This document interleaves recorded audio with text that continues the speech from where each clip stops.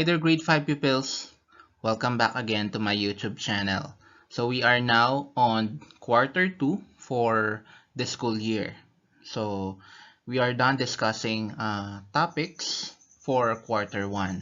So I hope you've learned something. And now let's proceed to our first lesson for this week.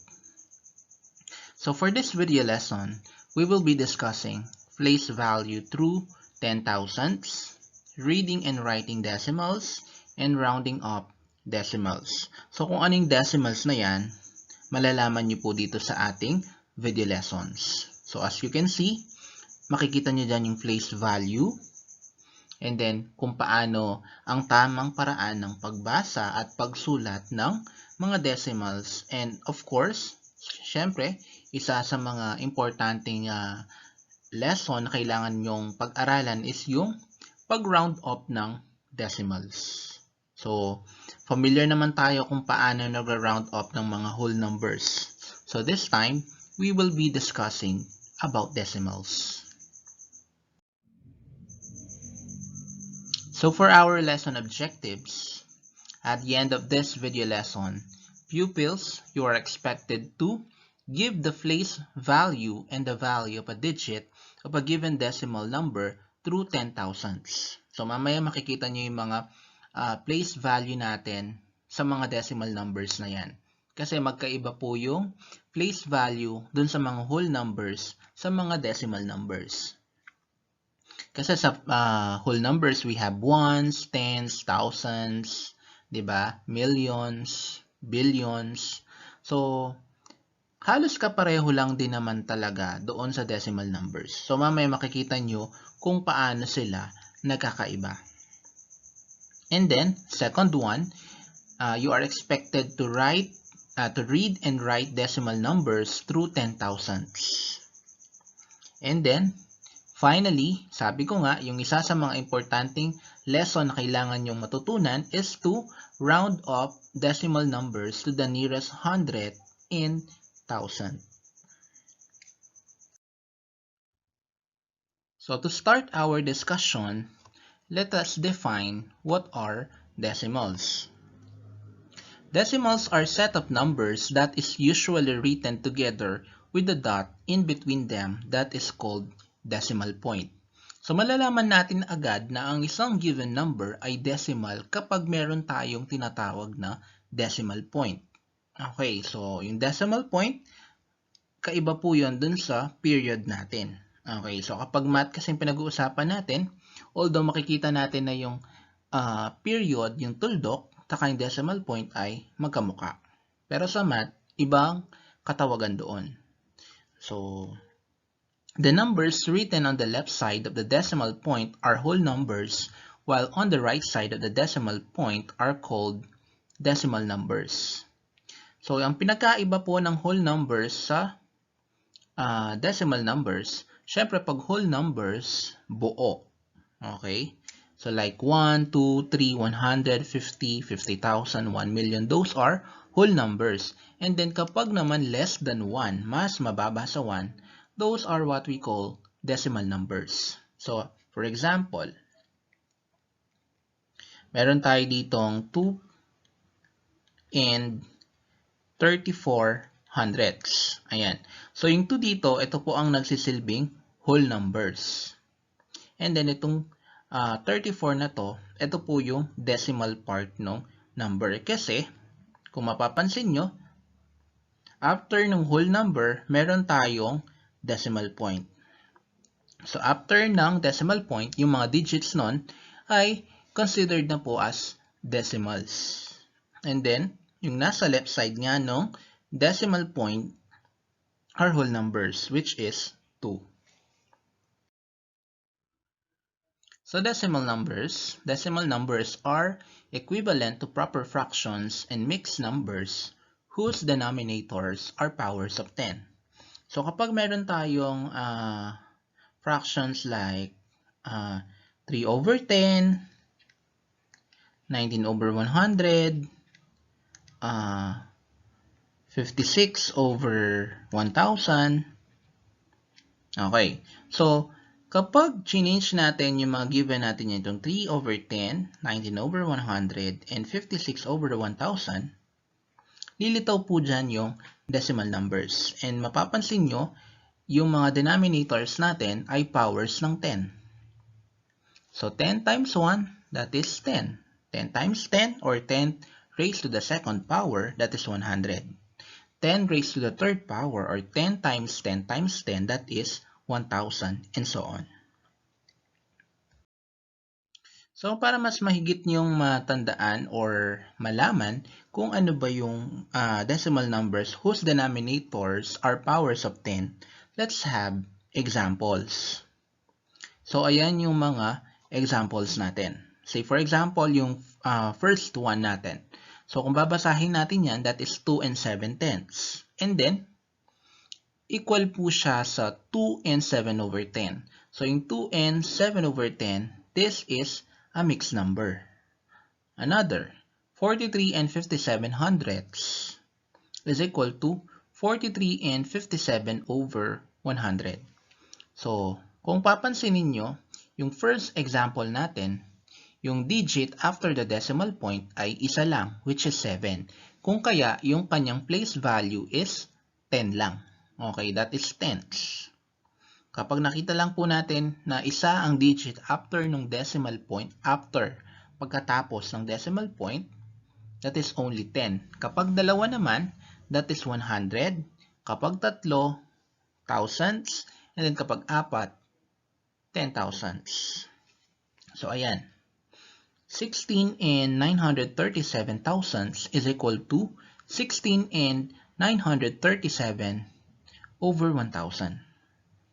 So ayan. And then yung final example natin, 8 and 1,467 and 10 thousandths is equal to 8 and 1,467 over 10 thousandths. Okay. So, kapag whole number po kasi tayo, thousands, hundreds. Pero kapag decimal numbers na pinag-uusapan natin, meron po silang THS sa huli. Like tenths, hundreds, thousands, millions, billions, and so on. So, let us now study the place value chart. So, kailangan po nating pag-aralan yung place value chart. Siyempre, mamaya kasi isusulat natin, babasahin natin, at i-round up natin yung mga decimal numbers. Kaya kailangan familiar po tayo sa place value chart. So a decimal place value chart helps to determine the place value of the digits in a decimal number.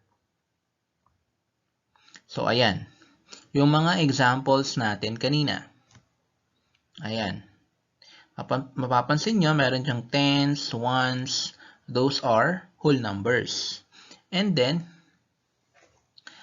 yung mga decimal portion or decimal part ng mga given numbers na yan, ayan, tenths, ayan, yung 7, and then 57 hundredths, 937 thousandths, 1,467 ten thousandths. Ayan yung ating place value chart. Again, kapag isa lang po yung digit after the decimal point, tenths. Kapag dalawa, hundredths. Pag tatlo, thousandths. Pag apat, 10,000ths. Okay? Magkaiba po ang tenths sa tens. Kapag tens, whole number. Pag tenths, decimal numbers or decimals. So, ayan, yung ating place value chart. So, let us have this one. What is the place value of the digit 7 in each given decimal number? So, mapapansin nyo, sa ating mga given decimal numbers, meron tayo dyan mga digit na 7. Okay, nandun sa part ng decimal. So, ang tanong natin dito is, ano yung mga place value nun? So, una muna, dito sa letter A, ayan, yung 7 na naka-underline, ang place value po niya is tenths. Okay. Ayan siya. Tenths. Yung pangalawa naman, ito, is hundredths. Ayan. Hundreds. Next, yung pangatlo naman is thousands. So, nagbe-base tayo sa place value natin, syempre, yung pinaka-last digit. Okay.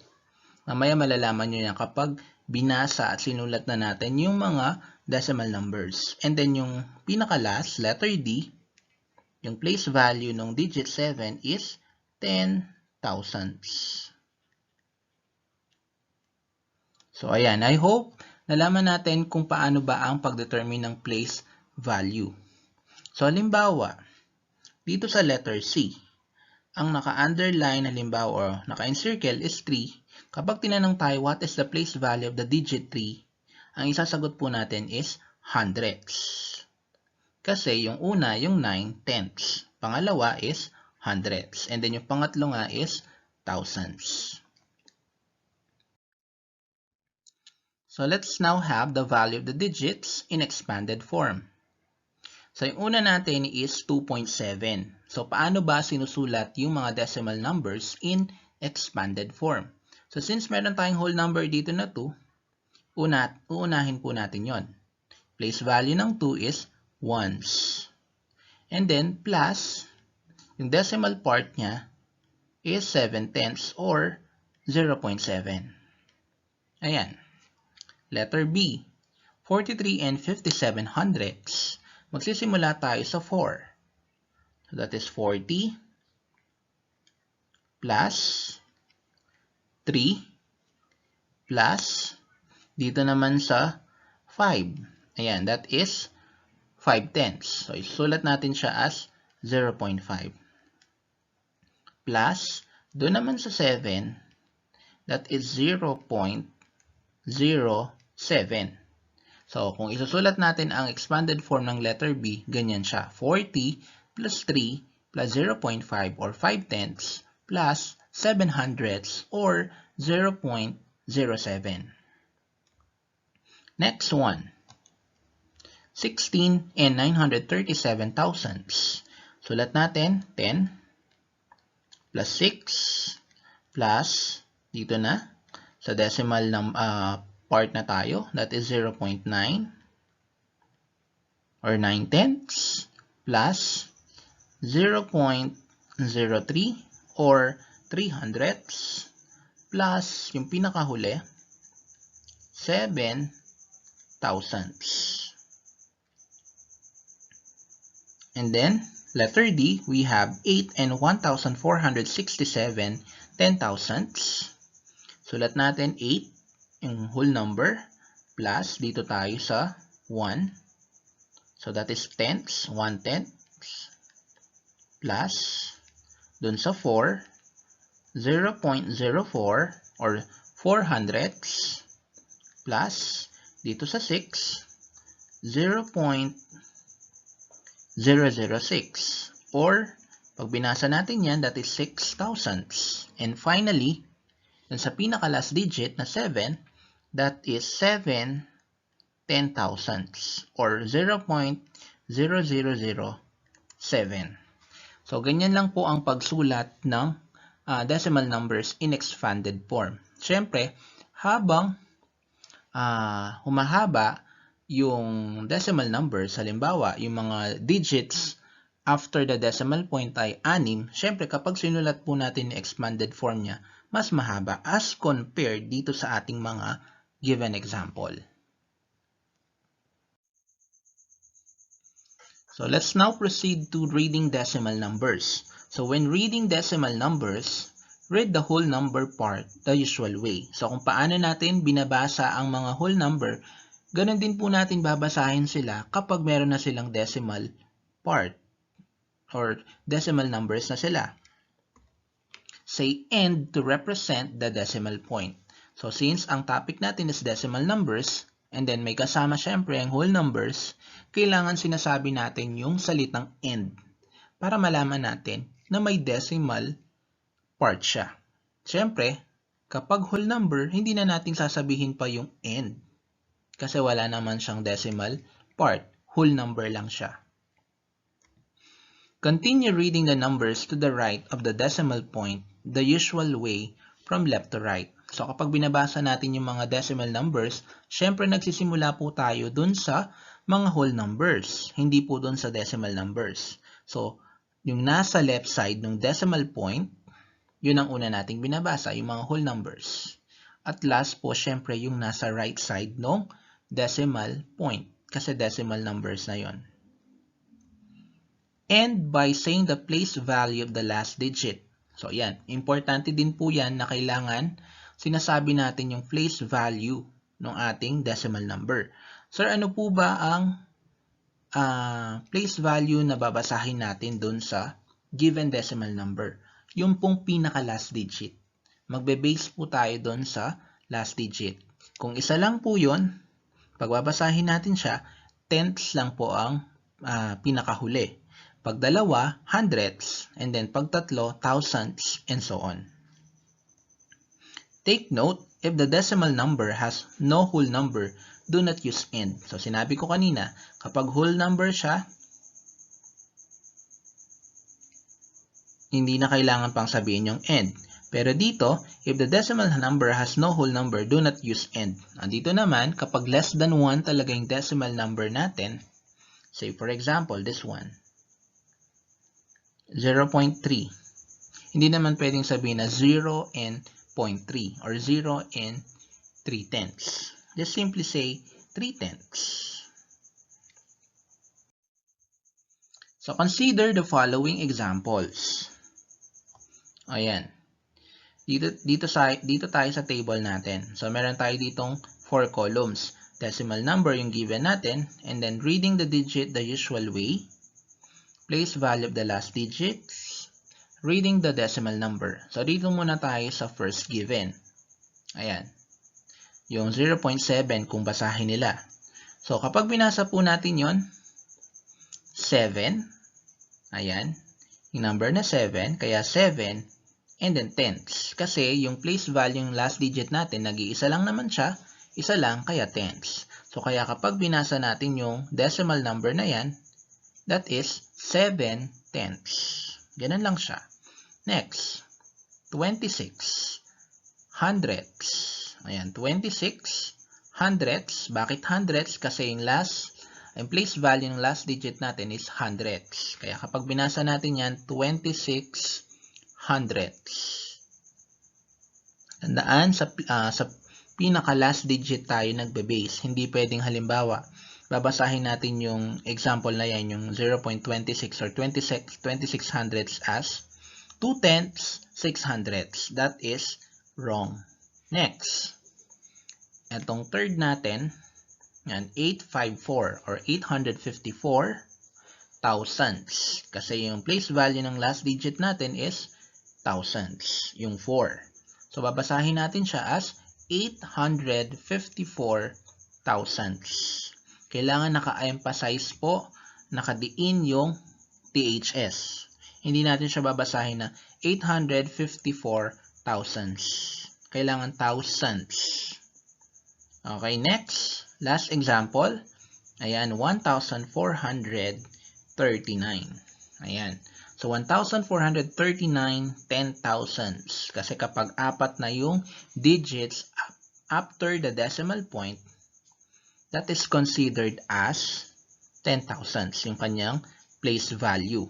And then kapag binasa natin yan, that is 1,439 10 thousandths. Tandaan, yung place value natin, kailangan nasa pinaka huli po siya nating babanggitin. Hindi pwedeng halimbawa, itong given natin 0.7 or 7 tenths, babasahin natin siya as tenths 7. Hindi, kailangan 7 tenths. Now, when writing decimal numbers, so kapag nagsusulat naman tayo ng decimal numbers, tapos na tayo sa reading, write them the way they are read. So kung paano natin binabasa yung mga decimal numbers, ganun din po natin sila isusulat.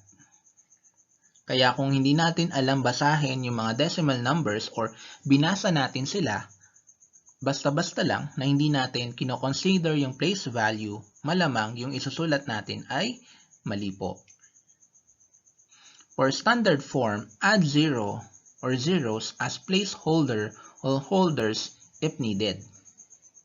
So ayan, malalaman natin kung ano ba yung placeholder or placeholders na yan. Na bakit kailangan nating mag-add ng 0. So write each given decimal number in standard form. 5 and 3/10. So ganyan siya binasa. So unahin nating isulat yung whole number, 5. And then end, ayan, to represent the decimal point. And then 3/10. 3/10. Yung place value niya is tenths. So nag-iisa lang po ang digit after the decimal point, which is 3. So ito po siya. 5.3, or syempre, ang tamang pagbasa sa kanya is 5 and 3/10. 18 and 6/100. So, apply natin dito yung placeholder na sinasabi natin. So, dito muna tayo sa whole number niya, 18.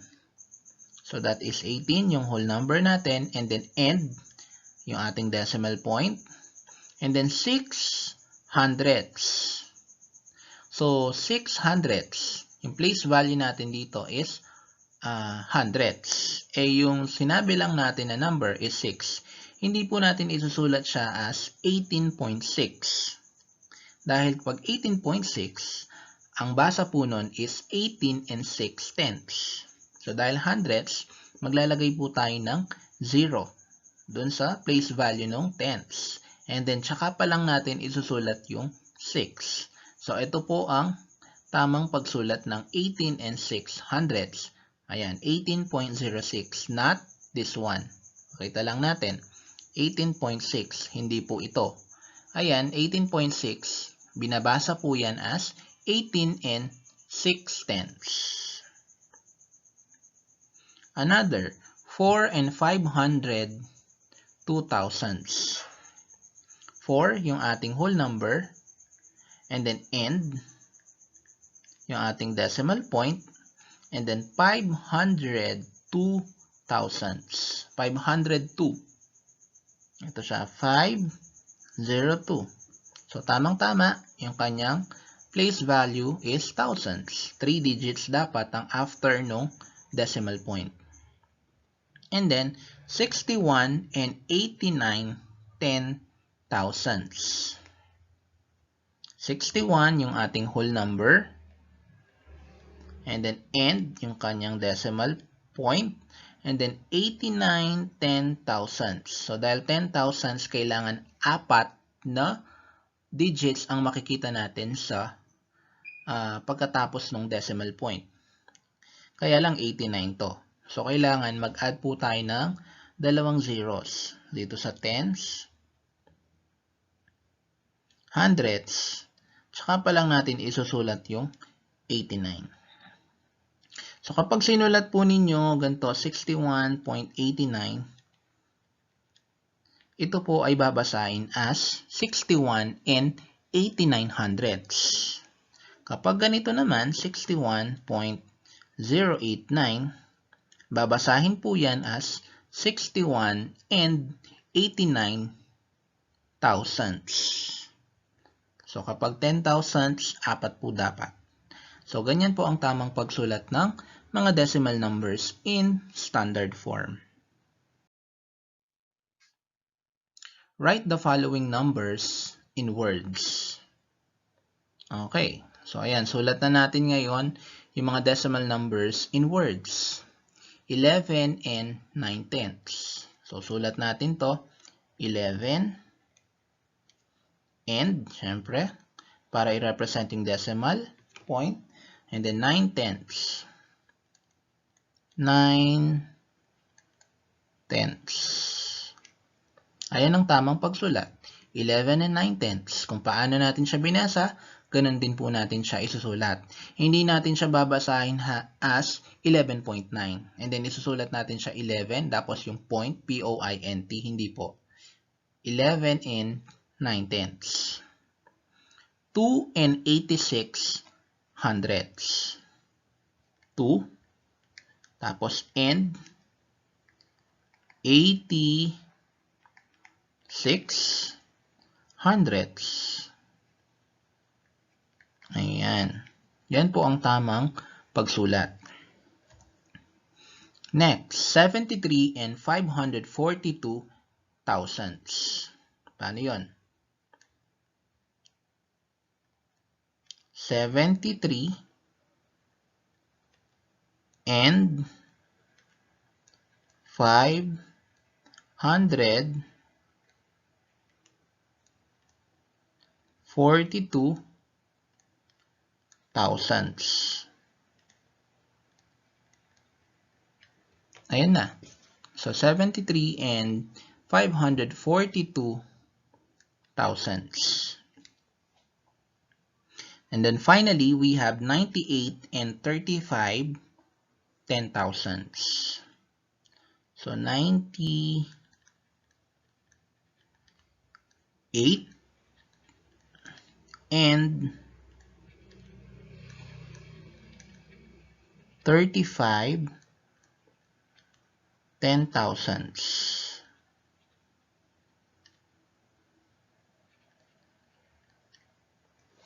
So, yan po ang paraan kung paano natin sinusulat yung mga decimal numbers.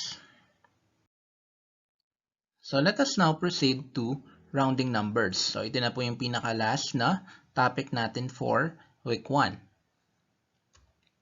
Rounding numbers is simply estimating a number in a particular place value. Parang nung pinag-aralan ninyo yung kung paano i-round up yung numbers to the nearest hundreds, thousands, tens, ayan. So, ganun lang din po naman ang gagawin natin sa decimal numbers, kung paano sila nire-round up. Kaya lang, syempre, dahil decimal numbers nga ang pinag-uusapan natin, tenths tayo, hundreds, thousands, ten thousandths. Wala po tayong makikitang ones, tens, hundreds, thousands dito. In rounding numbers, you should be familiarized by the following terms. Syempre, yung pag-round up natin, may sinusundan po siyang rule. And then, kailangan din natin malaman yung mga terms na to para madali po sa atin ang pag-round up. Rounding place, rounding digit, round down, and round up. So, kung ano ang mga terms na yan, syempre, i-discuss po natin yan sa susunod na slide. So, ito yung mga terms na kailangan nating malaman. So, rounding place refers to the place value where a decimal number is rounded up. So, syempre, makikita nyo sa activity nyo yan kung ano ang place value na kailangan i-round up natin yung given number, yung given decimal numbers to the nearest hundreds, tenths, thousands, and so on. And then, rounding digit. This is the digit in the rounding place. So, syempre, kailangan muna nating malaman yung rounding place, kung tenths ba, hundreds, thousands, tsaka lang natin makikita yung rounding digit. Syempre, kung nire-round up natin yung given decimal number to the nearest hundredths, syempre, yung pangalawang digit after ng decimal point, dun po makikita yung rounding digit. Round down. So, paano mag-round down? Retain the rounding digit if the number to its right is less than 5. So, kapag nag-round up tayo, titignan natin yung katabing number, katabing digit ng ating rounding digit. Kung less than or greater than 5 ba. Kapag less than 5, those are 1, 2, 3, 4. Basta nakita natin katabing number is 1, 2, 3, or 4, round down. Ibig sabihin, i-retain natin yung number. Walang magbabago. And then round up naman. So if the number to the right of the rounding digit is greater than or equal to 5, add 1. So kapag yung number natin, yung rounding digit natin, katabi niyang number is greater than or equal to 5, mag-a-add lang po tayo ng isa. So, para mas maintindihan po natin kung ano yung concept, yung mga terms natin kanina, so apply po natin using this activity. So round each decimal number to the nearest hundreds and thousands. So una muna natin, dito yung given natin, ayan yung sa first column. Sa second column, round to the nearest hundreds. Yun yung isa sa mga rounding place. And then round to the nearest thousands. So let's have the first given. So dito muna tayo sa first given. So round to the nearest hundreds. So nearest hundreds, yung rounding place natin is hundreds. Nasaan yung hundreds natin? Ito pong 4. Yun yung ating rounding digit, 4. And then, round up ba or round down? So ang katabing number ng 4 is 5. So dahil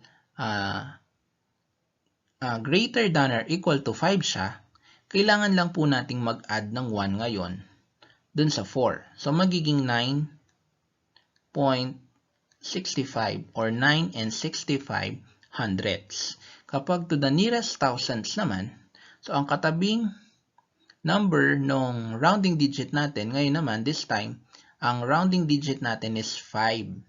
Ang katabi ng 5 is 3, which is less than 5. So, i-retain lang po natin siya. Gagawin natin 9 and 645 thousandths. Hindi natin siya i-round up. Hindi tayo mag-a-add ng 1. Retain lang.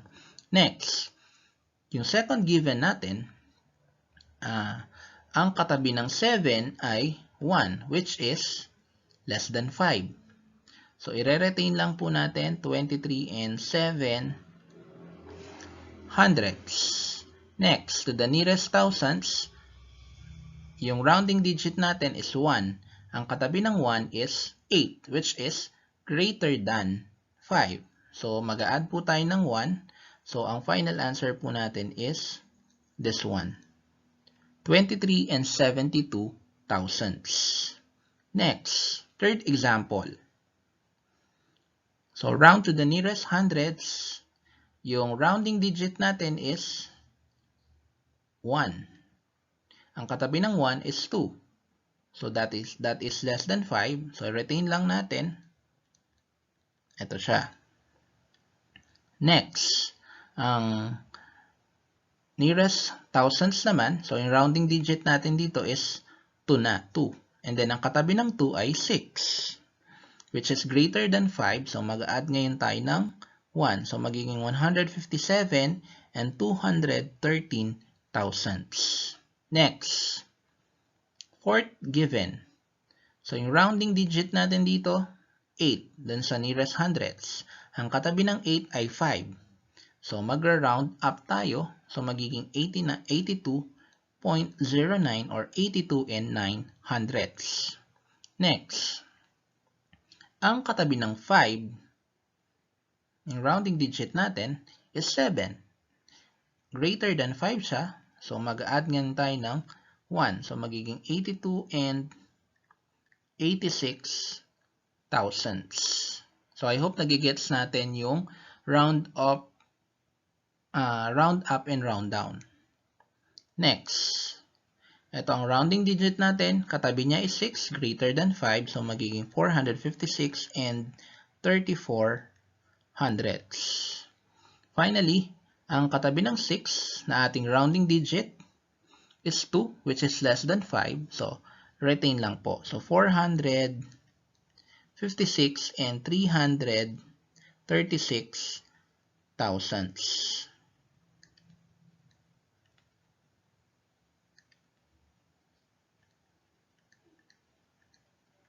So, ayan. Ganyan po ang tamang paraan ng pag-round up ng mga decimal numbers to the nearest hundreds and thousands. So, after discussing this one, our next video lesson for week 2 is comparing and arranging decimal numbers. So, I hope meron tayong natutunan dito sa ating video lesson. So, kung meron kayong mga tanong, so, pwede naman kayong mag-comment at itatry ko ang best ko para sagutin yan isa-isa. So, yun lang. Maraming salamat sa panonood.